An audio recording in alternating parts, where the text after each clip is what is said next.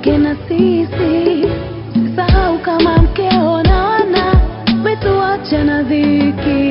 Ilo usijali na naomba chunga sana, ogopa na marafiki. Wakikurakaya takombe guza mtama, wambie sidanganyiki. Nakupenda kama ukifika salama, tukumbuke na sisi. Kumbuka mkeo nyumbani na wana umetuacha na dhiki.